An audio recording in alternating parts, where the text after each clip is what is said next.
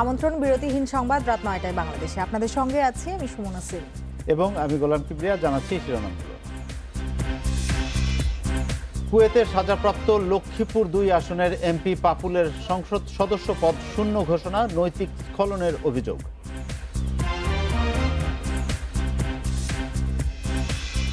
মাত্র ৩.৫ বিঘা জমি দেখিয়ে ২৬৩ কোটি টাকা আত্মসাৎ পিকে হালদার চক্রের।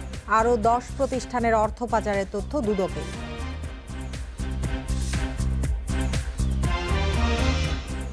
২৪ মে থেকে বিশ্ববিদ্যালয়ে ক্লাস হল খুলবে, ১৭ মে নির্দেশ উপেক্ষা করে জাহাঙ্গীরনগরে হলে অবস্থান, রাজশাহী, সিলেট, কুষ্টিয়ায় বিক্ষোভ।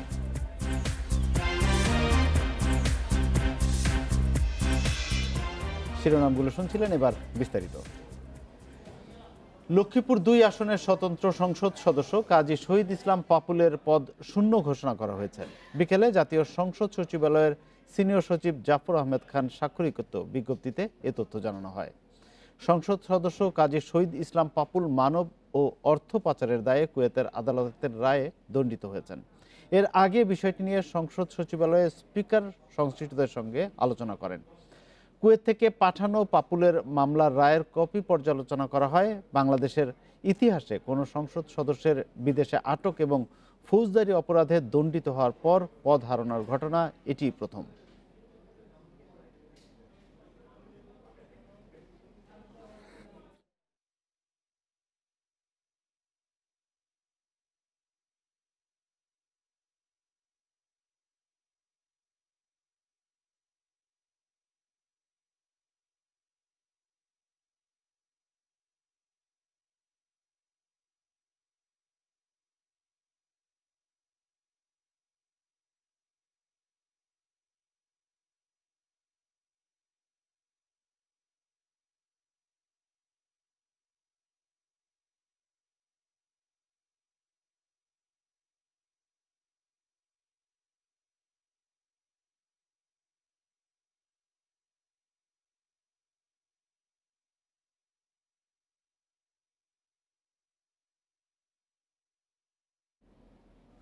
আর এই বিষয়টি নিয়ে কথা বলতে রাজধানীর উত্তরা থেকে আমাদের সঙ্গে যুক্ত আছেন জাতীয় সংসদের সাবেক চিফ হুইপ উপাধ্যক্ষ ডক্টর মোহাম্মদ আব্দুল শহীদ। ডক্টর মোহাম্মদ আব্দুল শহীদ, আপনাকে স্বাগত। আমরা দেখলাম যে একটি ঘটনা ঘটলো এবং আমরা কিছুক্ষণ আগে বলছিলাম এটি নজিরবিহীন। বাংলাদেশের কোনো সংসদ সদস্য বিদেশে দণ্ডিত হয়ে সাজা ভোগ করার এটি নজিরবিহীন, এটি আগে কখনো ঘটেনি। আপনি একজন সংসদের একজন নেতা এবং একজন অভিজ্ঞ পার্লামেন্টারিয়ান হিসাবে আপনার মতামত জানতে চাই। এমন পরিস্থিতি যখন উদ্ভব হয় তখন সেটি কিভাবে হ্যান্ডেল করবে? এটি তো একটি পুরো দেশের জন্য, আমাদের জন্য একটি লজ্জাজনক ঘটনা। তো এমন লোকরা কিভাবে আমাদের মনোনীত হয়ে সংসদে আসেন?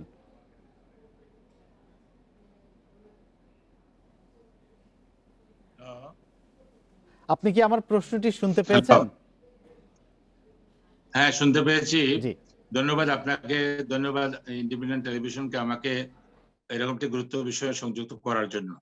আমি যদিও সংসদের একজন প্রবীণ সদস্য, তারপরে বলবো যে জ্ঞানের দিকে যতটুকু প্রবীণ নয়, শুধু একটু মাত্র কাজকর্ম করে অভিজ্ঞতা সঞ্চয় করেছি।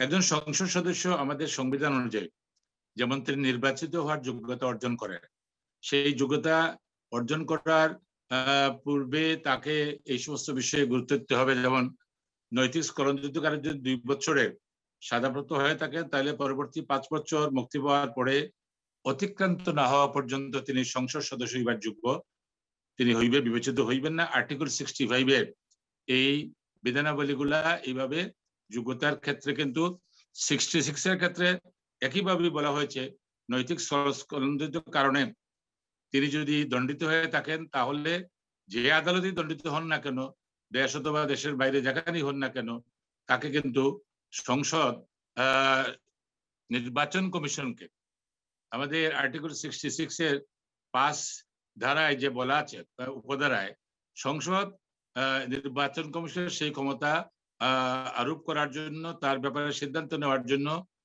তিনি যে সংসদ সদস্য পদ নৈতিক স্খলনজনিত অথবা ফৌজদারি আদালতের মামলায় দণ্ডিত হয়ে তিনি যে পদ হারাবেন, সেটা নির্বাচন কমিশন সিদ্ধান্ত দেওয়ার পরে সেটা শূন্য আসন হিসাবে ঘোষণা হবে এবং পরবর্তী ঘোষণার ব্যাপারেও সংসদকে নির্বাচন কমিশন অবহিত করবে। এখন প্রশ্ন হচ্ছে, সাংবাদিক বন্ধুরা অনেক সময় আলোচনা করেছেন, আমাদেরকেও বলেছেন যে একজন সংসদ সদস্য তিনি নির্বাচিত হওয়ার পরে তিনি একটা নিরপেক্ষ স্বতন্ত্র সংসদ সদস্য নির্বাচিত হয়েছেন। এই হওয়ার পর তিনি দলীয় হুইপিং বা এই সমস্ত বিষয়ের আওতায় ছিলেন না বলে তিনি নিজেই এক দলের একজন এবং তার স্ত্রী আরেকজন, দুইজন, তারা তাদের নিজেদের হুইপিং করেছেন আমার মনে হয়। এরকম সাধারণত হয় না, কমপক্ষে 10 জন সদস্য না হলে হুইপিং এরও সুযোগ থাকে না। সেই হিসাবে আমি যেটা মনে করি যে তিনি যে অপরাধ করেছেন আমাদের ইতিহাসে, বাংলাদেশের ইতিহাসে এটা প্রথম একটি জঘন্য অপরাধ হিসাবে আদালত কর্তৃক দণ্ডিত হয়েছেন বিদেশের মাটিতে, এবং সেই দেশের সরকার এর কাছ থেকে আদালতের রায় আমাদের না, আপনার কাছে আসলে আরেকটি বিষয় জানতে চাই। এটি তো আপনি যেগুলো আমাদের আইনে আছে সংসদের নিয়ম অনুযায়ী সেটি হয়েছে, আপনি সেটি বলছিলেন, কিন্তু আমার প্রশ্ন হচ্ছে যে পাপুলের কোনো সেরকম রাজনৈতিক ব্যাকগ্রাউন্ড নাই, সেরকম কোনো তার ক্যারিয়ারও নাই। তিনি তো সংসদ সদস্য হয়েছেনই, তার স্ত্রীকেও সংসদ সদস্য করা হয়েছে, এবং তারপরে আমরা দেখলাম যে একে একে তার এসব কর্মকাণ্ড প্রকাশিত হলো এবং কুয়েতে তিনি দণ্ডিত হয়েছেন। তো এই যে এমন একজন ব্যক্তি এসে সংসদে বসেন, তার সহধর্মিণীকেও সংসদ সদস্য পদ দেয়া হয় নির্বাচিত কোটায়, সংরক্ষিত কোটায়, তো এই যে পুরো বিষয়টা, এটিতে কি মানে এটি কি ইঙ্গিত করে? আমাদের পুরো সিস্টেমটাকেই একটু প্রশ্নের মুখে ফেলে না? না না, আমাদের সংবিধানে পরিষ্কার বলা আছে, একক আঞ্চলিক নির্বাচন এলাকাসমূহ হইতে প্রত্যক্ষ নির্বাচনের মাধ্যমে আইন অনুযায়ী নির্বাচন তিনি 308 সদস্য লইয়া, এবং এই অনুচ্ছেদের 3 দফায় আমাদের যে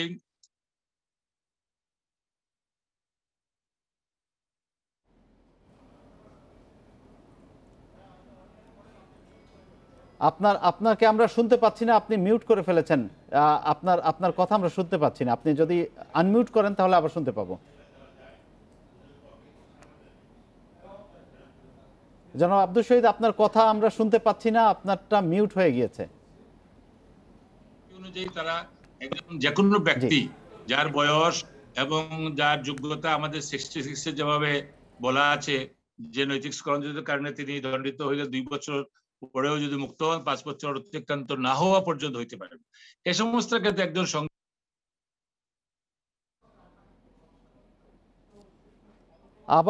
আবারও আপনার ভয়েস চলে গেছে, আমরা মনে হয় সংযোগটি বিচ্ছিন্ন হয়ে গেছে। যাচ্ছি পরের প্রসঙ্গে। রাজধানীতে আজ নকল প্রসাধনী তৈরির একটি কারখানায় অভিযান চালিয়ে 2 জনকে গ্রেপ্তার ও 6 লাখ টাকা জরিমানা করেছে র্যাবের ভ্রাম্যমাণ আদালত। বিএসটিআই বলছে কারখানাটির অনুমোদন নেই এবং নামি দামি কোম্পানির নাম ও লোগো ব্যবহার করছিল। এছাড়াও প্রসাধনী তৈরিতে প্রতিষ্ঠানটি ব্যবহার করছিল ক্ষতিকর রাসায়নিক, যা মানবদেহের জন্য অত্যন্ত ক্ষতিকর। এভাবেই তৈরি হচ্ছে নামকরা বিদেশি প্রসাধনী। কোনো রকম ল্যাব টেস্ট ছাড়াই ঘরে বসে প্রস্তুত হয় দেশি বিদেশি নামকরা ব্র্যান্ডের পণ্য।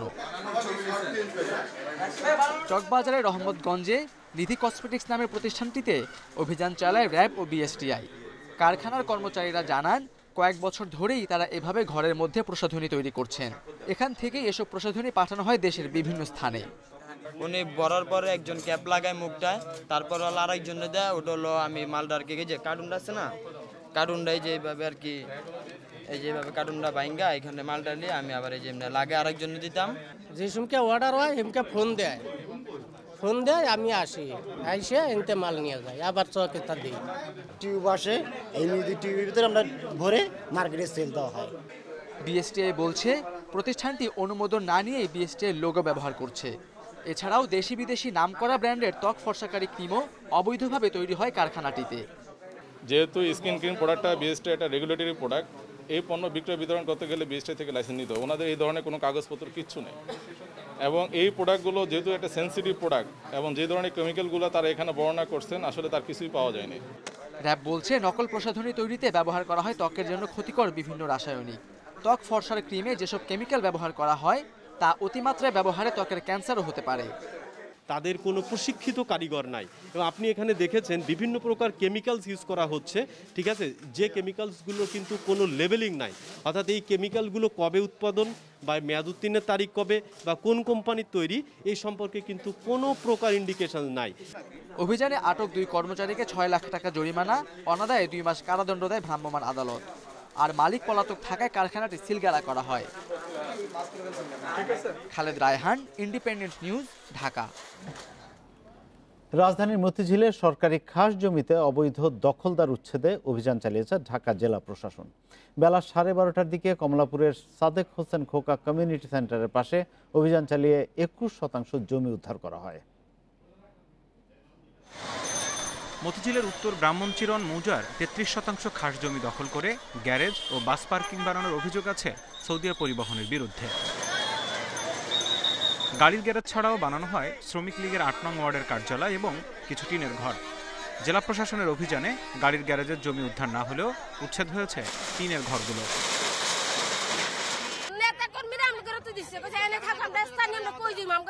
সম্পত্তি নাই, আমরা কই থাকবো? মেলে বাল বাচ্চা লিয়ে নেই থাকি, 40 বছর ধরে এখানে থাকি। হ্যাঁ, এখানে একটা ঝিল ছিল, গাড়া ছিল, গাড়া আমরা পূরণ করিনি, আমরা এখানে থাকি। তা আমাদের যে কোনো সরকারি জায়গা, এটা সরকারের যদি জায়গা দরকার পড়ে নোটিশের কাগজ পাঠাবে আমাদেরকে। অভিযান পরিচালনাকারী নির্বাহী ম্যাজিস্ট্রেট জানান, রেকর্ড জটিলতার কারণে আপাতত উচ্ছেদ করা যাচ্ছে না সৌদিয়া বাস কোম্পানির দখলে থাকা জমি। আইনগত প্রসিডিওর আছে, উচ্ছেদ নথি, সেই অনুযায়ী আমরা আরএস এবং সিটি রেকর্ডে যে অংশটুকু খাস সেই জমিটির দখলে নিচ্ছি। তো ওটি 21 শতক, এটা এখানে আছে, এই যে টিনের ঘরগুলো, ওটুকুই আপাতত আমরা ওইটুকুর উপর উচ্ছেদ অভিযান করেছিলাম। যেহেতু শুধু সিটি রেকর্ডে ওটা ক্যাশ এসেছে, তাদের কিছু প্রসিডিওরাল ইস্যু আছে, সম্ভবত আদালতে তারা মামলা করছেন, এই কারণে ওই জায়গাটুকু না আপাতত আমরা এই 21% জমিটি উচ্ছেদ অভিযান পরিচালনা করছি। ধন্যবাদ। অভিযানে ভাঙা হয় মোট 31টি টিনের ঘর। এতে দখলমুক্ত হয়েছে 21% সরকারি জমি। Zahidul Bashar, independent news, Dhaka. রাজধানী কেন্দ্রিক প্রায় 40,000 বাস ট্রাক থাকলেও রাখার জন্য নেই স্থায়ী কোনো টার্মিনাল। এতে শহরের অলি গলিতে থাকছে এসব বাস ট্রাক, দেখা দিচ্ছে যানজট, কোথাও কোথাও চলছে চাঁদাবাজিও। এদিকে সিটি কর্পোরেশন বলছে স্থায়ী টার্মিনাল করার কাজ চলমান রয়েছে। রাজধানী নানা রুটে চলছে 30,000-এর মতো গণপরিবহন। তবে বিশাল সংখ্যার এসব যানবাহন রাখতে নেই আলাদা কোনো টার্মিনাল। রুট পারমিটে নিজ দায়িত্বে গাড়ি রাখতে বলা হলেও তা মানছে খুব কম কোম্পানি। আমাদের গাড়িগুলো তো ভাই আমরা রাস্তায় রাখি, সরকারি জায়গার ভিতরে পড়ছে আর কি, রাস্তায় রাখি ওগুলো আমরা। রাস্তাঘাটে গাড়ি রাখলে সার্জেন আসে জ্বালা আইসে মনে হয় কাগজপত্র নিয়ে যায়, চাক্কা মাক্কা খুললে কাম করলে। কোম্পানির সমস্যা ভাইয়া, দেখা গেছে কোম্পানি যদি মাঠ না রাখে তাহলে রাস্তায় রাখতে বাধ্য। ওরকম পরিস্থিতি নাই, কোনো গাড়িরই নেই, শুধু আমাদের বলতে কি আরো অনেক সার্ভিস আছে, কারোরই নাই। রাত নামলেই তাই পুরো রাজধানী হয়ে পড়ে অস্থায়ী টার্মিনাল। এতে কোথাও কোথাও দেখা দেয় যানজট, চলে চাঁদাবাজিও, মাঝে মধ্যেই চুরি যায় গাড়ির মূল্যবান যন্ত্রাংশ। বাস বে বা এ ধরনের কোনো টার্মিনাল ইউজ করতেছি না, তারপরেও আমাদের টোকেনের মাধ্যমে বা বিভিন্ন স্লিপের মাধ্যমে সিটি কর্পোরেশনের ইজারাদারের নাম করে স্লিপের মাধ্যমে আমাদের কাছ থেকে কিছু পার্কিংয়ের টাকা নেয়। বাসায় গিয়েও কিন্তু আমরা ঘুমাইতে পারি না, কারণ আমার সম্পদটা এখানে পড়ে আছে। মাঝে মাঝে ব্যাটারিও হয়তো কোনো রকম চুরি হয়ে যায় বা কোনো পার্সপাতি অনেক সময় এটা হয়ে যায়, এটাতে একটু আমাদের প্রবলেম হয়ে যায় আর কি। শুধু বাস নয়, ট্রাকের জন্যও রাজধানীতে নেই আলাদা স্থায়ী টার্মিনাল। জায়গা সংকলনের কারণেই থাকে। যদি জায়গা পর্যাপ্ত পরিমাণ এখানে জায়গা হতো তাহলে রাস্তাঘাটে থাকতেন না। আমাদেরকে সরকার জায়গা করে দিলে আমাদের গাড়ি আর কোথাও রাস্তাঘাটে থাকবে না, এলোমেলো রাখার কোনো সুযোগ নেই। আমরা টার্মিনাল কেন্দ্রে গিয়ে গাড়ি রাখবো আশা করি। তবে বাস ট্রাকের জন্য স্থায়ী টার্মিনালের ব্যবস্থা করার কাজ চলছে বলে জানিয়েছে সিটি কর্পোরেশন। আমরা জায়গা চিহ্নিত করেছি, খুব শিগগিরই আমরা আশা করছি শহর থেকে আন্তঃজেলা বাস টার্মিনালগুলোকে সরিয়ে দিয়ে আমরা সেখানে শহরের মধ্যে শুধু শহর কেন্দ্রিক যে বাসগুলো চলাফেরা করবে মহানগরীতে, সেইগুলোর জন্য টার্মিনাল থাকবে। আধুনিক ও নিরাপদ নগরী গড়তে গণপরিবহনগুলোর স্থায়ী ঠিকানা দেওয়ার কোনো বিকল্প নেই বলে মনে করেন বিশেষজ্ঞরা। Suman Tanvir, independent news, Dhaka. জমির বিপরীতে ঋণ নিয়েও তা বারবার হাত বদল করে টাকা আত্মসাৎ করেছে পিকে হালদার চক্র। রাজধানীর গ্রিন রোডে প্রায় 3.5 বিঘা জমি ব্যবহার করে আত্মসাৎ করা হয়েছে 263 কোটি টাকা। দুদক বলছে এভাবেই সম্পদের হাত বদল করে পিকে হালদার চক্র 15,000 কোটি টাকা আত্মসাৎ করেছে। দুদক বলছে দেশের আর্থিক খাত থেকে প্রায় 15,000 কোটি টাকা আত্মসাৎ করেছেন পিকে হালদার। কিভাবে তিনি এই টাকা কেনাবেচার মাধ্যমে আত্মসাৎ করেছেন তারই একটি নমুনা আমরা আজ এই প্রতিবেদনে তুলে ধরব। 2005 সালে জেনিত ও জেফার নামে দুই নামসর্বস্ব প্রতিষ্ঠানের নামে পিপলস লিজিং থেকে 20 কোটি টাকা ঋণ নেন মোয়াজ্জেম হোসেন। পরে গ্রিন রোডের জমিটি এ টাকায় কেনা হয় প্রতিষ্ঠান দুটির নামে। 2011 সালে পিপলস লিজিংয়ের কাছে 123 কোটি টাকায় বিক্রি করা হয় জমিটি। তবে জমির নিবন্ধন হয় পিপলস লিজিংয়ের চেয়ারম্যান মোয়াজ্জেম হোসেনের নামে। এরপর 2017 সালে ইন্টারন্যাশনাল লিজিং থেকে 120 কোটি টাকা ঋণ নিয়ে জমিটি কিনে নেয় লিপ্রো ইন্টারন্যাশনাল নামে আরেকটি প্রতিষ্ঠান। বোর্ডের অনুমতি ছাড়া পিকে হালদারের নির্দেশে এই টাকা ঋণের নামে বের করে আনা হয়। জবানবন্দিতে এসব তথ্য দেয় ইন্টারন্যাশনাল লিজিংয়ের তখনকার ব্যবস্থাপনা পরিচালক রাশেদুল হক। এটাও কিন্তু উনি টাকাটা নিয়ে আবার ব্যাংক থেকে সম্ভবত লোন নিয়েছেন, নিয়ে সেটা আবার লিয়ারিংয়ের মাধ্যমে টাকাটা পাচার করে দিয়েছেন। এবং পিকে শুধু একা না, পিকে একটা সিন্ডিকেট, পিকে হেডেড বাই পিকের মাধ্যমে সোজা কথা তারা ওলট পালট করে খাচ্ছিল। এই জমির বিপরীতে নেয়া কোনো ঋণই পরিশোধ করা হয়নি। ঋণ নিয়ে কয়েকশো কোটি টাকা আত্মসাৎ করা হলেও জমির মালিকানা শেষ পর্যন্ত কাগজে কলমে পিকে হালদার চক্রের কাছে রয়ে যায়। জমিটির মালিকানা সত্ত্বেও বর্তমানে পিকে হালদার চক্রের প্রতিষ্ঠান লিপ্রো ইন্টারন্যাশনালকে বলা হলেও সরজমিনে গিয়ে জমিটি বেদখল অবস্থায় পাওয়া যায়। আমার নাম হলো জায়গা আমিনুল, সবাই ডাকে আর কি, আমিনুল করে পরিচিত। এই জায়গার মালিককে জানেন? না, আমরা দেখছি চিনি না, উনি মনে হয় বাহিরে থাকে আর কি। কত টাকা ভাড়া দেন? 30,000। 30,000। কতদিন ধরে আছেন আপনারা? 1 বছরও নাই। কামরুল উনি কার কার লোক? এটা বলতে পারলাম না দাদা। ভাড়া আমিনুল ভাই। কে উনি, কে মালিক? এটা সঠিক বলতে পারবো না। দুদক বলছে শুধু সম্পদ নয়, বিভিন্ন নাম সর্বস্ব প্রতিষ্ঠানের কোটি কোটি টাকা ব্যবসা দেখিয়ে 15,000 কোটি টাকা আত্মসাৎ করেছে পিকে হালদার চক্র। রিশাদ হুদা, ইন্ডিপেন্ডেন্ট নিউজ, ঢাকা। আমদানি রপ্তানির আড়ালে 10টি প্রতিষ্ঠানের অর্থ পাচারের তথ্য দুর্নীতি দমন কমিশন দুদকের কাছে দিয়েছে জাতীয় রাজস্ব বোর্ড এনবিআর। ওভার ইনভয়েসের মাধ্যমে অর্থ পাচারের গুরুত্বপূর্ণ তথ্য পাওয়ার পর এ বিষয়ে 4 সদস্যের তদন্ত কমিটি গঠন করেছে দুদক। আন্তর্জাতিক গবেষণা প্রতিষ্ঠান জিএফআই এর প্রতিবেদনের তথ্য ধরে গত বছর ডিসেম্বরে মাঠে নামে দুদক। অভিযোগ, আমদানি রপ্তানির আড়ালে প্রতিবছর পাচার হচ্ছে 64,000 কোটি টাকা। অনুসন্ধানে নেমে আল মুসলিম গ্রুপের একেএম নিটওয়্যারের বিরুদ্ধে সুনির্দিষ্ট তথ্য পায় দুদক। 2015 ও 16 সালে পণ্য রপ্তানির আড়ালে বিদেশে 175 কোটি টাকা পাচার করেছে প্রতিষ্ঠানটি। আল মুসলিম গ্রুপ যে তারা এই একই প্রক্রিয়ায় 175 কোটি টাকা বিদেশে পাচার করেছে, ওই গ্রুপটার কথা উল্লেখ ছিল। বর্তমানে দুদকের একটি অনুসন্ধান টিম তৈরি করে তারা এটা তদন্ত করছে। দুদককে আরও 10টি প্রতিষ্ঠানের অর্থ পাচারের তথ্য দেয় জাতীয় রাজস্ব বোর্ড। পণ্যের মূল্য বেশি দেখিয়ে এই আমদানির আড়ালে পাচার করা হয়েছে বিপুল অর্থ। এ বিষয়ে আরও একটি আলাদা অনুসন্ধান শুরু করেছে দুদক।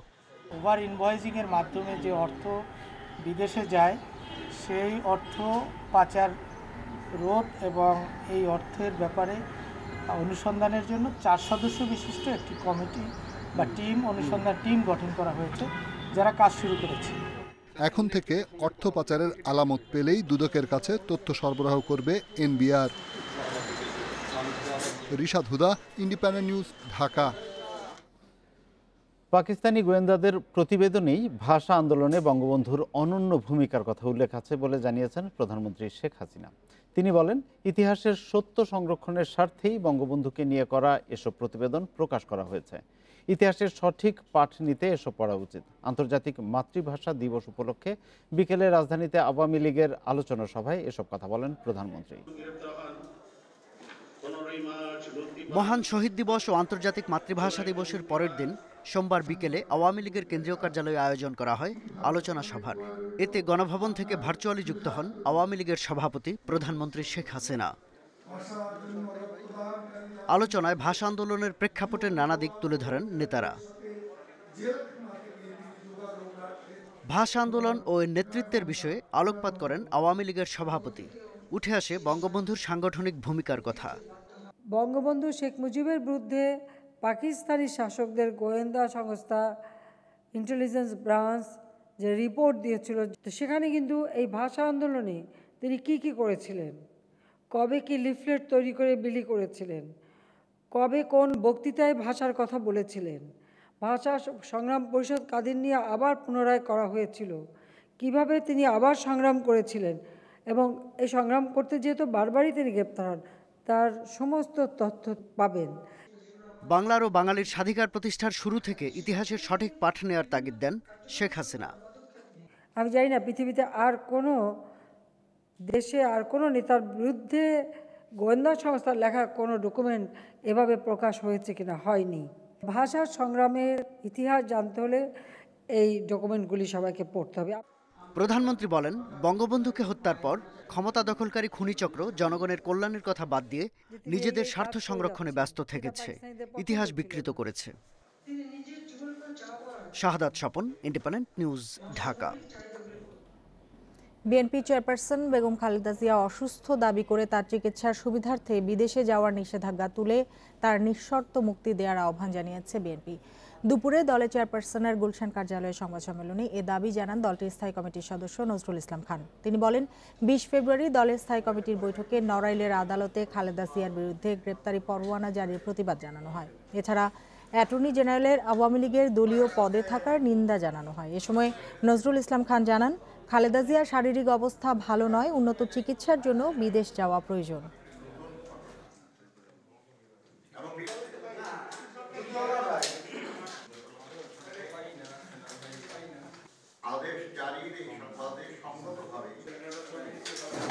সরকার যে সকলের সরকার তাই হওয়া উচিত, সেটা প্রমাণ করার জন্য হলেও অবিলম্বে তাকে নিঃশর্তে মুক্তি দেওয়া এবং তিনি যাতে স্বাধীনভাবে জীবন যাপন করতে পারেন, সুচিকিৎসা নিতে পারেন এবং নাগরিক হিসেবে তার যে অধিকার, সে অধিকার প্রয়োগ করতে পারেন।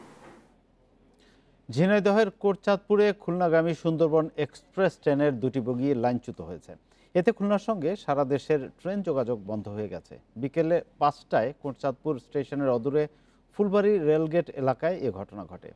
স্টেশন মাস্টার গোলাম মোস্তফা জানিয়েছেন, ঢাকা থেকে খুলনাগামী সুন্দরবন এক্সপ্রেস ট্রেনটি স্টেশনের সিগন্যালের কাছে আসা মাত্র পেছনের 2টি বগি লাইন থেকে ছিটকে পড়ে। তবে তাতে কোনো যাত্রী না থাকায় কেউ হতাহত হয়নি। এ ঘটনার পর চিলহাটি থেকে খুলনাগামী রূপসা এক্সপ্রেস এবং একটি লোকাল ট্রেন এবং খুলনা থেকে রাজশাহীগামী কপোতাক্ষ এক্সপ্রেস আটকে আছে। এতে দুর্ভোগে পড়েছেন যাত্রীরা। এখন পর্যন্ত ঈশ্বরদী থেকে উদ্ধারকারী ট্রেন ঘটনাস্থলে পৌঁছায়নি। ট্রেন চলাচল স্বাভাবিক করতে কত সময় লাগবে তা জানাতে পারেনি কেউ। দেশে করোনায় আরও 7 জনের মৃত্যু হয়েছে, এর মধ্যে পুরুষ 4 এবং নারী 3 জন। এ নিয়ে মোট প্রাণহানি হল 8,356 জনের। 214টি ল্যাবে 24 ঘন্টায় 11,103 নমুনা পরীক্ষায় করোনা শনাক্ত হয়েছে 366 জনের। পরীক্ষা বিবেচনায় শনাক্তের হার 3.30%। সোমবার স্বাস্থ্য অধিদপ্তরের বিজ্ঞপ্তিতে জানানো হয়, দেশে মোট করোনা আক্রান্তের সংখ্যা দাঁড়ালো 5,43,717 জনে। সুস্থ হয়েছেন আরও 692 জন। এ নিয়ে মোট সুস্থ 4,92,059 জন। এদিকে সোমবার সারা দেশে করোনা টিকা নিয়েছেন 2,25,280 জন। এ পর্যন্ত টিকা নিলেন 23,08,157 জন।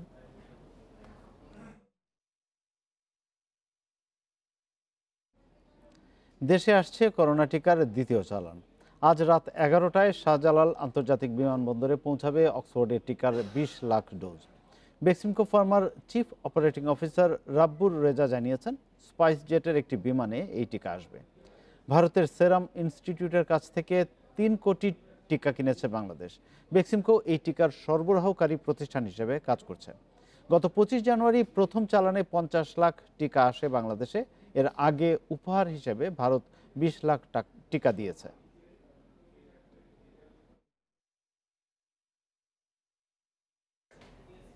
দেশের সব বিশ্ববিদ্যালয়ে শ্রেণীকক্ষে ক্লাস শুরু হবে 24শে মে আর আবাসিক হল খুলে দেওয়া হবে 17ই মে। ক্লাস শুরুর আগ পর্যন্ত কোনো পরীক্ষা অনুষ্ঠিত হবে না বলে জানিয়েছেন শিক্ষামন্ত্রী দীপু মনি। করোনার কারণে 11 মাস ধরে বন্ধ সব পাবলিক বিশ্ববিদ্যালয়। অনলাইনে একাডেমিক কার্যক্রম পরিচালনা করা হলেও যুক্ত হতে পারেনি বেশিরভাগ শিক্ষার্থী।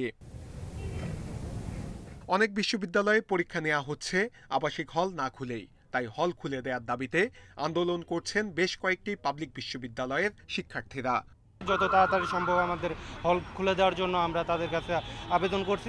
এই অবস্থায় 24 মে দেশের সব বিশ্ববিদ্যালয়ে শ্রেণীকক্ষে ক্লাস শুরুর সিদ্ধান্ত নিয়েছে শিক্ষা মন্ত্রণালয়। তার 7 দিন আগে খুলে দেয়া হবে আবাসিক হলগুলো। এই সময়ের মধ্যেই সব শিক্ষক, কর্মকর্তা ও শিক্ষার্থীদের করোনার টিকা দেওয়ার ব্যবস্থা করা হবে। আর হল খোলার আগ পর্যন্ত কোনো শিক্ষার্থী সেখানে অবস্থান করতে পারবেন না। যে হলগুলো প্রায় 1 বছর হলগুলো ব্যবহার হচ্ছে না, কাজেই হলগুলোর বিভিন্ন ধরনের যে সংস্কারের কাজও আগে থেকেও কিছু কিছু প্রয়োজন ছিল, এই সময়েও ব্যবহার না হবার কারণেও আরো কিছু যেগুলো সমস্যা হয়েছে, সেই সমস্ত হল সমূহের অবকাঠামোগত সংস্কার, মেরামতের সমস্ত কাজ বিশ্ববিদ্যালয় কর্তৃপক্ষ সম্পন্ন করবেন। শিক্ষামন্ত্রী জানালেন, বিশ্ববিদ্যালয় খোলার আগ পর্যন্ত কোনো পরীক্ষা অনুষ্ঠিত হবে না। সেই সঙ্গে বিসিএস এর আবেদন এবং পরীক্ষার তারিখও পেছানো হবে। করোনার কারণে চাকরির বয়স বাড়ানোর বিষয়টি বিবেচনায় নেওয়া হবে। করোনার কারণে আবেদনের, এই বিসিএস পরীক্ষার আবেদনের বয়স সীমা যাদের অতিক্রান্ত হয়ে যাবে, তারা যেন কেউ ক্ষতিগ্রস্ত না হন, সেই বিষয়ে সরকার প্রয়োজনীয় সিদ্ধান্ত গ্রহণ করবে। শিক্ষা মন্ত্রণালয় জানিয়েছে, স্কুল কলেজ খোলার জন্য সব প্রস্তুতি নেওয়া হয়েছে। কার্যক্রম পরিচালনা হবে স্বাস্থ্যবিধি মেনে। খোলার তারিখ শিগগিরই জানাবে মন্ত্রণালয়। নূরে আলম, ইন্ডিপেন্ডেন্ট নিউজ, ঢাকা।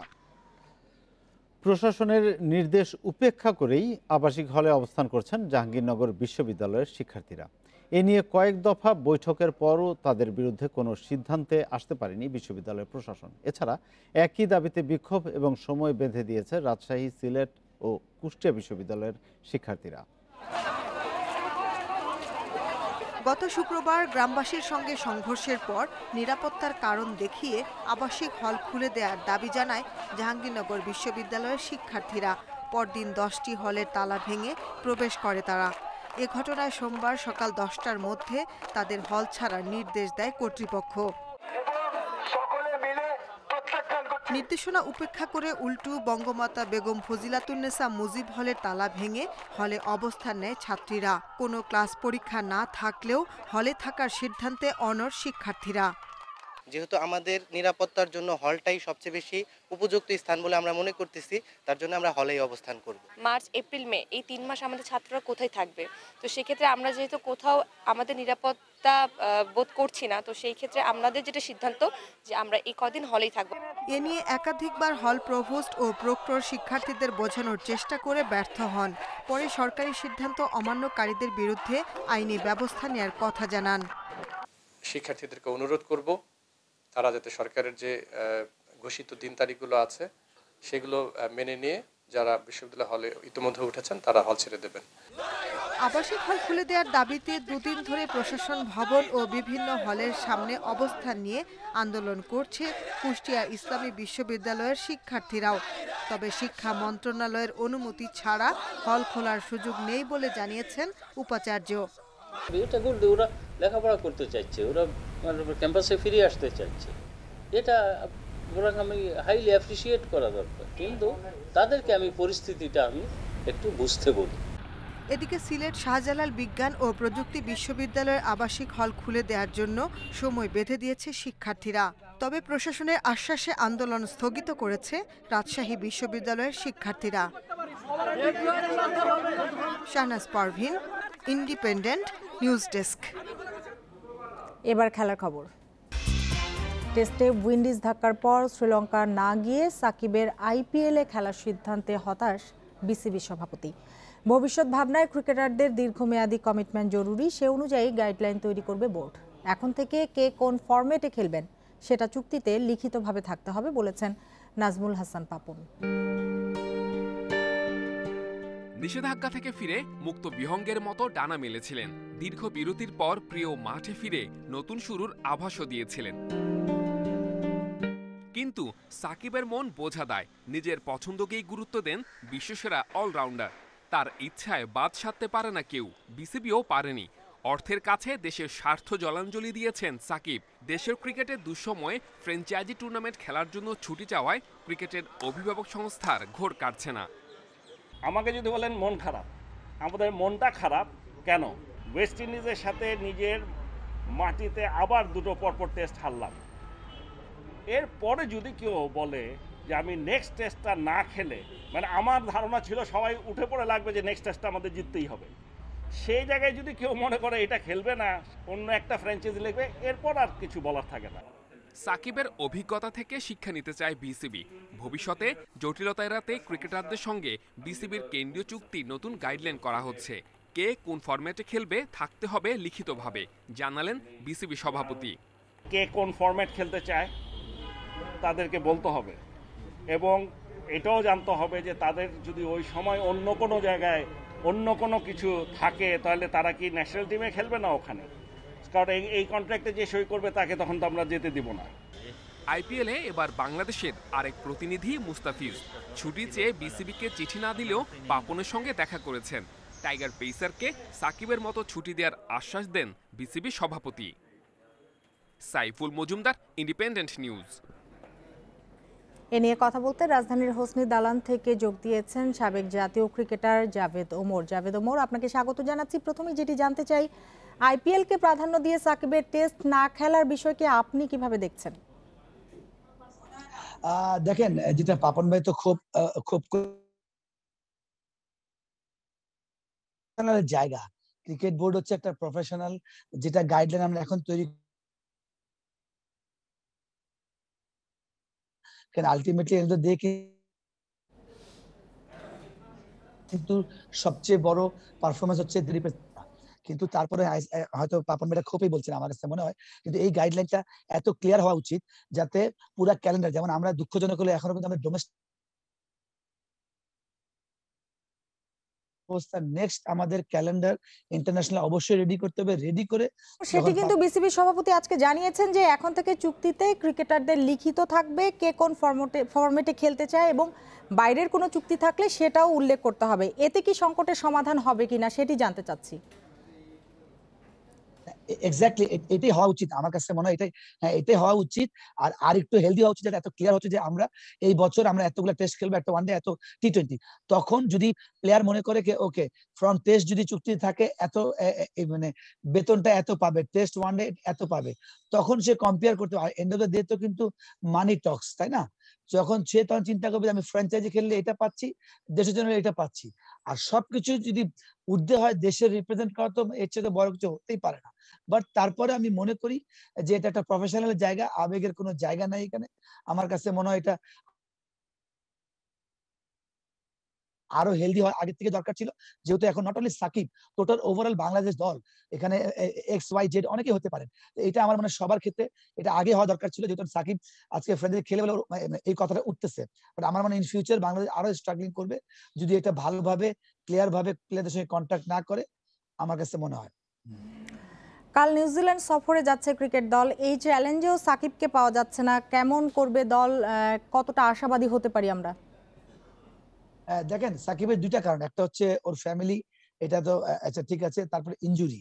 তো এটা আমি অবশ্যই, সাকিব ছাড়া তো আগে বাংলাদেশ 1 বছর খেলেছে, সাকিব তো সবসময় খেলবে না, কিন্তু আপনার মাথায় সাকিব থাকলে আমাদের অনেক প্লাস পয়েন্ট হয় ক্যাপ্টেনের ক্ষেত্রে, দলের ক্ষেত্রে, যেহেতু পিওর ব্যাটসম্যান পাচ্ছে, পিওর বোলার পাচ্ছে, একটা এক্সপিরিয়েন্স প্লেয়ার পাচ্ছে, ওয়ার্ল্ডের 1 নাম্বার, নো ডাউট। বাট আমার কাছে মনে হয় অন্য যারা আছে দে আর ভেরি মাচ এক্সপিরিয়েন্স। আর নিউজিল্যান্ডটা হবে মাইন্ড সেট আপ, প্রিপারেশন যা নেওয়ার নিয়েছে, মাইন্ড সেট আপ থাকতে হবে, ঠান্ডার হয়তো একটু ঠান্ডা থাকবে, কোল্ড উইন্ড থাকবে। আমার কাছে মনে হয় যদি বাংলাদেশ এমনি ওয়ানডে ভালোই খেলে, অনেক আগে যখন আমরা নতুন খেলা শুরু করেছিলাম ও নিউজিল্যান্ড টাফ ট্যুর, এখন ওই জিনিসটা নাই, কেন আইসিসি এখন উইকেট গুলা মনিটর করে, ঠিক আছে? আমার কাছে মনে হয় যে ভেরি টাফ সহজ হবে না, বাট যে বাঞ্চ অফ এক্সপিরিয়েন্স প্লেয়ার আছে তারা যদি পারফর্ম করে, তাহলে আমার মনে হয় এতটা খারাপ হবে না। বাংলাদেশ ভালো খেলবে, যেহেতু ওয়ানডেতে আমরা ভালো করি, টি20 আরো টাফ টাইম যাবে, ওইটাও আমার মনে হয় স্ট্রোক খেলা পছন্দ করে বাংলাদেশ, যদি হ্যান্ডেল করে ওইটাও ভালো করবে ইনশাল্লাহ, আমি আশাবাদী। জাভেদ ওমর, আপনাকে অনেক ধন্যবাদ আমাদের সাথে যোগ দেওয়ার জন্য। এদিকে ওয়ানডে ও টি20 সিরিজ খেলতে কাল নিউজিল্যান্ডে যাচ্ছে বাংলাদেশ দল। করোনাকালের প্রথম বিদেশ সফরে ক্রিকেটার স্টাফ মিলিয়ে বহর 35 সদস্যের। কোয়ারেন্টিন পর্বে ফিটনেস সংক্রান্ত নির্দেশনা দিয়েছে মেডিকেল টিম। পরিবর্তিত প্রেক্ষাপট আর বৈরী কন্ডিশনের সাথে মানিয়ে সিরিজে ভালো করার প্রত্যয় তাসকিনের। এ যেন উৎসব, মুক্তির আনন্দ। দীর্ঘ 1 বছর পর বিদেশ সফরে যাচ্ছে টাইগাররা। মঙ্গলবার বিকেলেই উঠতে হবে নিউজিল্যান্ডের বিমানে। আগের দুপুরটা তাই একটু বেশি রঙিন ক্রিকেটারদের। উইন্ডিজের বিপক্ষে মিলেছে অম্ল মধুর অভিজ্ঞতা। এবার অ্যাওয়ে সিরিজের বড় পরীক্ষা, যে কারণে উড়াল দেওয়ার আগে বসতে হয়েছে আলোচনাতেও, যেখানে বোর্ড প্রধানের পাশে ছিলেন গুরুত্বপূর্ণ পরিচালকেরাও। নিউজিল্যান্ড সফরে সবাই তাকিয়ে পেসারদের দিকে, সেই আশার প্রতিদান দিতে চাইছেন তাসকিন। ওইসব উইকেটে অনেক সময় খুব ভালো উইকেটও পাওয়া যায়, তো মানে আশাবাদী, কারণ যখন আমরা অস্ট্রেলিয়াতে বা নিউজিল্যান্ডে ওয়ার্ল্ড কাপ ইভেন্টগুলো খেলেছিলাম তখন কিন্তু অনেক ভালো উইকেট ছিল ব্যাটিংয়ের জন্য এবং বোলিংয়ের জন্য। বায়োবাবল করোনা প্রোটোকল সম্পর্কে ধারণা থাকলেও নিউজিল্যান্ডের করা নিয়ম নীতি মেনে চলা বড় চ্যালেঞ্জের বিষয়। কি করতে হবে আর কিভাবে নিজেকে ফিট রাখতে হবে, বিসিবি মেডিকেল টিম তা জানিয়ে দিয়েছে ক্রিকেটারদের। যেহেতু প্লেয়ার আগে থেকে জানে যে ওরা কি আশা করছে নিউজিল্যান্ডের প্রথম 6 দিন, এর জন্য মানসিকভাবে তারা প্রস্তুত আছে। এজন্য আমরা প্লেয়ারদেরকে বলেছি যে মানসিক প্রস্তুতি নেওয়ার জন্য আরও কিছু অ্যাক্টিভিটিজের মধ্যে নিজেদেরকে জড়িত রাখার জন্য। নিউজিল্যান্ড থেকে দেশে ফেরার পর এপ্রিলে শ্রীলঙ্কা সফর, এরপর একাধিক সিরিজ নিশ্চিত হয়ে আছে। অনেকটাই আগের অবস্থায় ফিরতে শুরু করেছে এফটিপি। বিসিবি দ্রুত সময়ের মধ্যে ঠিক করে ফেলতে চাইছে মিডিয়া ও টিম স্পন্সর। আমাদের যে ওয়ার্ল্ড টি20 এবং অন্যান্য যে ইভেন্টগুলো আছে, অবশ্যই 2023 পর্যন্ত যে ইভেন্ট আছে ইনক্লুডিং এশিয়া কাপ, সবকিছু কনসিডার করেই আমরা আমাদের নেক্সট টিম স্পন্সর টার্গেট করব। মঙ্গলবার বিকালে 35 সদস্যের বাংলাদেশ দল উড়াল দেবে নিউজিল্যান্ডের পথে। মাঝারুল ইসলাম, ইন্ডিপেন্ডেন্ট নিউজ। আর এই ছিল খেলার খবরে। এবার অন্যান্য প্রসঙ্গ।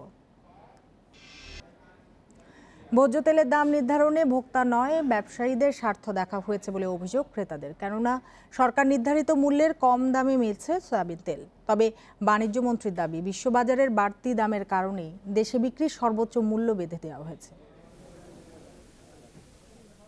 ভোজ্য তেলের ঊর্ধ্বমুখী দামে লাগাম টানতে এক সপ্তাহ আগে দাম ঠিক করে দেয় বাণিজ্য মন্ত্রণালয়। সেই অনুযায়ী খুচরা বাজারে খোলা সয়াবিন 115 টাকা লিটার আর বোতলজাত তেলের দাম ঠিক হয় 135 টাকা। এছাড়া 5 লিটারের বোতলজাত সয়াবিনের খুচরা বিক্রয় মূল্য 630 টাকা নির্ধারণ হয়। রাজধানীর খুচরা বাজারে মানভেদে বোতলজাত সয়াবিন বিক্রি হচ্ছে 120 থেকে 125 টাকা লিটারে, আর 5 লিটারে বোতল কেনা যাচ্ছে 590 থেকে 610 টাকায়, যা সরকারের বেঁধে দেয়া দামের চেয়ে কম। তাই দাম নির্ধারণ ব্যবসায়ীদের বাড়তি মুনাফা সুযোগ বলে ক্ষোভ জানিয়েছেন ক্রেতারা। সব কষ্ট তো সাধারণ পাবলিকের, আমাদের ভোক্তারা তাদেরই কষ্ট, সব ঝামেলা আমাদের পড়তে হইতেছে। এখন বাজার আসলে পরে টাকা না হয়ে যায়। আমার কাছে তো মনে হয় সরকার ব্যবসায়ীদের স্বার্থটা বেশি দেখছে আর কি। তেলের দাম অবশ্যই ভোক্তাদের স্বার্থ দেখা উচিত। 580 টাকা তেল কিনে আমরা 90 টাকা বেশি। বসুন্ধরা, পুষ্টি, চিট, তারপরে রূপচাঁদা কিনে হলো 600 টাকা, বিক্রি করি 610 টাকা। তবে বাণিজ্যমন্ত্রী টিপু মুন্সি বলছেন, তেলের আন্তর্জাতিক বাজার দরের সঙ্গে সমন্বয় করেই দাম ঠিক করা হয়েছে। আমদানি মূল্য কমলে দাম আবারও মূল্যায়ন করা হবে। গত 6 মাসে $700 যেটা ছিল টনের, সেটা $1150, যার ফলে গ্লোবালি মার্কেটে দাম বেড়ে গেছে। 90% আমরা ইম্পোর্ট করি, যার জন্যই দামটা বেড়ে গেছে। তারপরে এই কষ্টের ভিত্তি করে আমরা মন্ত্রণালয়ে একটা দাম ফিক্স আপ করে দেওয়া হয়েছে যে এই দাম হওয়া উচিত, এই প্রাইস, সেটা আমরা চেষ্টা করছি মেনটেন করার। দেশে বছরে সয়াবিন ও পাম মিলিয়ে ভোজ্য তেলের চাহিদা প্রায় 20 লাখ টন, যার প্রায় পুরোটাই আমদানি করে দেশের হাতে গোনা কয়েকটি প্রতিষ্ঠান। Shahid Ahmed, independent news, Dhaka. জাতীয় পরিচয়পত্র সংশোধনের জন্য নিবন্ধন অনুবিভাগে আটকে আছে 1.5 লাখের বেশি আবেদন। বছরের পর বছর ঘুরেও এর সুরাহা পাচ্ছেন না ভুক্তভোগীরা। নিষ্পত্তির জন্য ছুটতে হচ্ছে জেলা, উপজেলা, আঞ্চলিক নির্বাচন কর্মকর্তার টেবিলে। তবে এ নিয়ে কথা বলতে রাজি নন এনআইডির মহাপরিচালক এবং ইসি সচিব। নওগাঁর আব্দুল হামিদ 4 বছর ঘুরেও সংশোধন করাতে পারেননি জাতীয় পরিচয়পত্র। এতে তার জন্মসাল 1987, আর মেয়ে নাহিদা আক্তার জন্ম 1988। বাবা মেয়ের বয়সের ব্যবধান মাত্র 1 বছরের। 2017 সালে বয়স সংশোধনের জন্য আবেদন করেন তিনি। 2018 সালে উপজেলা নির্বাচন কর্মকর্তা ইতিবাচক প্রতিবেদন দিলেও বয়স সংশোধন রয়ে গেছে অন্ধকারেই। আমার মেয়ে এবং আমার বয়সের তারতম্য হয়েছে মাত্র 1 বছর। বহুবার ঘোরাফেরা করার পর ওনারা আমাকে বলে আজ হবে কাল হবে, আজ হবে কাল হবে বলতে বলতে প্রায় 4 বছর কাটিয়ে দিলেন। আজ পর্যন্ত কোনো রেজাল্ট আসেনি। জাতীয় পরিচয় নিবন্ধন অনুবিভাগে গিয়ে দেখা যায় সেবা পেতে লাইনে দাঁড়িয়ে শতাধিক মানুষ। নির্বাচন কমিশন নিয়ে পাওয়া গেল তাদের ক্ষুব্ধ প্রতিক্রিয়া। সংশোধনের জন্য জমা দিয়েছি 17/12/2019 সাল, কিন্তু এ পর্যন্ত আমি কোনো আইডি কার্ড পাইনি। এনআইডি অফিসে এসেছিলাম, তারা আমাকে একবার ধানমন্ডি যেতে বলে, একবার পল্লবী যেতে বলে, একবার আমার ফরিদপুর আলফানগর যেতে বলে। আমি কোথায় যাব আমি নিজেই সেটা বুঝতে পারছি না। 10 মান্থস আমি শুধু এই একটা ভোটার আইডি কার্ডের অনলাইন নাম্বারটা পাওয়ার জন্য ভুগতেছি। এনআইডি সেবা দ্রুত দিতে 2020 সাল থেকে শুরু হয়েছে অনলাইন কার্যক্রম। সংশোধনের দায়িত্ব দেয়া হয়েছে মাঠ পর্যায়ের কর্মকর্তাদের। দৈনন্দিন জীবনে জাতীয় পরিচয়পত্র গুরুত্বপূর্ণ হয়ে উঠেছে। একদিকে জাতীয় পরিচয়পত্রের সেবা পেতে সীমাহীন দুর্ভোগ পোহাতে হচ্ছে, অন্যদিকে ভুল সংশোধনের আবেদন স্তূপ জমেছে নির্বাচন কর্মকর্তাদের টেবিলে। তবে জাতীয় পরিচয় নিবন্ধন অনুবিভাগের 25 জানুয়ারির সভার কার্যবিবরণী বলছে এনআইডি সংশোধনের আবেদন জমা পড়েছে প্রায় 1,68,000। এর মধ্যে ক ক্যাটাগরিতে অনিষ্পন্ন প্রায় 54,000, খতে 44, গতে 10 আঞ্চলিক কর্মকর্তার কাছে আটকে আছে 69,000 আবেদন। এছাড়া এনআইডির মহাপরিচালকের ঘ ক্যাটাগরিতে অনিষ্পন্ন আবেদনের সংখ্যা প্রায় 1300। এ বিষয়ে কথা বলতে কার্যালয়ে গিয়েও কোনো বক্তব্য পাওয়া যায়নি এনআইডির মহাপরিচালক ও নির্বাচন কমিশন সচিবের। Mahmudul Hasan, independent news, Dhaka. Number ঠিক রেখে অন্য অপারেটর ব্যবহারের সুবিধা দিতে চালু হয়েছিল mobile number portability MNP service. অথচ এই সার্ভিস এখন ব্যবহার হচ্ছে ডাকাতি করে পার পেয়ে যেতে। সম্প্রতি 17 সদস্যের দুর্ধর্ষ একটি ডাকাত দলে 7 সদস্যকে গ্রেপ্তারের পর এ তথ্য দিয়েছে পুলিশ। 12 জানুয়ারি উত্তরা ব্যাংকের আজিমপুর শাখা থেকে টাকা তুলে ফিরছিলেন প্লাস্টিক ব্যবসায়ী হাবিবুর রহমানের এক কর্মী। পথে র্যাব পরিচয়ে তুলে নিয়ে যাওয়া হয় তাকে। টাকা ছিনিয়ে নিয়ে তাকে ফেলে যাওয়া হয় নারায়ণগঞ্জে। র্যাবের পোশাক পরিহিত ছিল, পরে ওকে গাড়িতে উঠাইছে, উঠাইয়া গাড়ির মধ্যে মারছে, মেরে টেরে তারপরে নিয়ে মদনপুর নিয়ে ওকে ছেড়ে দিছে। ঘটনায় মামলা হলে পুলিশের হাতে আসে সিসিটিভি ক্যামেরার ফুটেজ। এতে দেখা যায় 12 জানুয়ারি বেলা 3:02 ব্যাংকে ঢুকছেন সন্দেহভাজন এক ব্যক্তি। অন্য ক্যামেরাতেও ব্যাংকে ভেতরে তার সন্দেহভাজন চলাফেরা লক্ষ্য করা যায়। পুলিশের হাতে আসে 3:48 ঢাকেশ্বরী মন্দিরের আগের রাস্তার ছবি। সেখানে একটি প্রাইভেট কারের ছবি দেখা যায়। 4:06 ওই গাড়ি হানিফ ফ্লাইওভার পার হয়। ফুটেজ ও প্রযুক্তির সহায়তায় আসামিদের শনাক্তের পর অভিযান চালিয়ে লালবাগ থানা পুলিশ একে একে গ্রেপ্তার করে চক্রের 7 সদস্যকে। উদ্ধার হয় র্যাব লেখা জ্যাকেট, সাংবাদিক ও মানবাধিকার কর্মীর কার্ড। পুলিশ বলছে আইন শৃঙ্খলা বাহিনীর পোশাক পরে ব্যাংক থেকে টাকা উত্তোলনকারীদের টার্গেট করে গাড়িতে তোলে তারা। গ্রেপ্তার এড়াতে ব্যবহার করে দামি গাড়ি।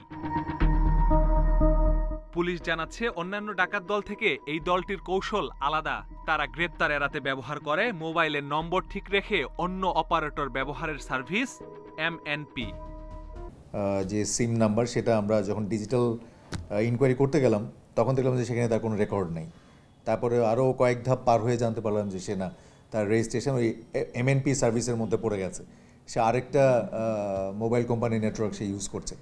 তো এটা আমাদের তদন্তের পথে একটা প্রতিবন্ধকতা। প্রযুক্তিবিদেরা বলছেন MNPর মতো সার্ভিস যাতে অপরাধীরা ব্যবহার করতে না পারে সেজন্য মোবাইল অপারেটরদের আরো সতর্ক হওয়া উচিত। MNP যুক্ত নাম্বারগুলোকে খুঁজে পাওয়ার যদি কোনো দীর্ঘসূত্র থেকে থাকে, মোবাইল অপারেটররা যদি খুব দ্রুততার সঙ্গে এই নাম্বারগুলো না দিতে পারেন, সেক্ষেত্রে হয়তো বা তারা একটা সুবিধা পেলেও পেতে পারেন। সেই জায়গায় বোধহয় অপারেটরদের এবং আইন শৃঙ্খলা বাহিনীর একটা কোঅর্ডিনেশন দরকার, যাতে এই সুযোগ কেউ না নিতে পারেন। MNP সার্ভিস ব্যবহার করাদের তালিকা থেকে অপরাধীদের বের করতে কাজ চলছে বলেও জানিয়েছে police. Masudur Rahman, independent news, Dhaka. একের পর এক রেকর্ড করছে ডিজিটাল মুদ্রা বিটকয়েন। প্রতি বিটকয়েনের দাম ছাড়িয়েছে $58,000। এতে এ মুদ্রার মোট বাজার মূল্য $1 লাখ কোটি ছাড়িয়েছে। বিশ্লেষকদের মতে কোনো প্রাতিষ্ঠানিক স্বীকৃতি না থাকার পরও ইলেকট্রনিক গাড়ি নির্মাতা কোম্পানি টেসলা সহ বিভিন্ন বড় কোম্পানি বিটকয়েনকে লেনদেনের মাধ্যম হিসেবে নেয়, বাড়ছে এর দর। 2009 সালে $1 কম দামে যাত্রা শুরু হয় ভার্চুয়াল মুদ্রা বিটকয়েনের। 2013 সালের দিকে দাম $10,000 ছাড়িয়ে যাওয়ার পর জনপ্রিয় হয়ে উঠতে শুরু করে এই মুদ্রা। এরপর একের পর এক রেকর্ডের মধ্যে দিয়ে জানুয়ারির শুরু থেকে এই ক্রিপ্টোকারেন্সির দর প্রায় দ্বিগুণ বেড়ে $58,000 ছুঁয়েছে। 2020 সালে করোনার প্রভাবে বিশ্ব অর্থনীতি টালমাটাল থাকলেও ঊর্ধ্বমুখী ছিল বিটকয়েনের বাজার। গেল বছর জানুয়ারিতে এ মুদ্রার দাম ছিল $7,200, যা চলতি বছরের একই সময়ে বেড়ে দাঁড়ায় $36,000। তবে গত 2 মাসে 90% বেড়েছে এই ডিজিটাল মুদ্রার দাম। সম্প্রতি 150 কোটি মার্কিন ডলারের বিটকয়েন কেনার ঘোষণা দেয় টেসলা সিইও এলন মাস্ক। এতে করে ডিজিটাল এ মুদ্রায় আগ্রহ বেড়েছে মূলধারার বিনিয়োগকারীদের মধ্যেও। নেই কোনো প্রাতিষ্ঠানিক স্বীকৃতি, নেই নিয়ন্ত্রণের জন্য কোনো কর্তৃপক্ষ। বিটকয়েনের দরপতন ঘটলে ক্ষতিপূরণ পাওয়ারও কোনো সুযোগ নেই বিনিয়োগকারীদের। তারপরও দিন দিন বিনিয়োগকারীদের আগ্রহ বাড়ছে এই ডিজিটাল মুদ্রায়। যুক্তরাষ্ট্র, যুক্তরাজ্য, জার্মানি, ইউরোপীয় ইউনিয়নের বিভিন্ন দেশ, কানাডা, ফিলিপাইন, মালয়েশিয়া সহ বিশ্বের 50টিরও বেশি দেশে বিটকয়েনের ব্যবসা চলছে। তবে বাংলাদেশ, মিশর, আলজেরিয়া সহ অনেক দেশে এর লেনদেন সম্পূর্ণ নিষিদ্ধ। Ishrat Suma, independent news. আর এই ছিল রাত 9টায় বাংলাদেশে। ইন্ডিপেন্ডেন্ট টেলিভিশনের সব খবর আরো বিস্তারিত জানতে চোখ রাখুন ফেসবুক, ইউটিউব এবং টুইটারে। ধন্যবাদ সবাইকে এতক্ষণ সাথে থাকার জন্য।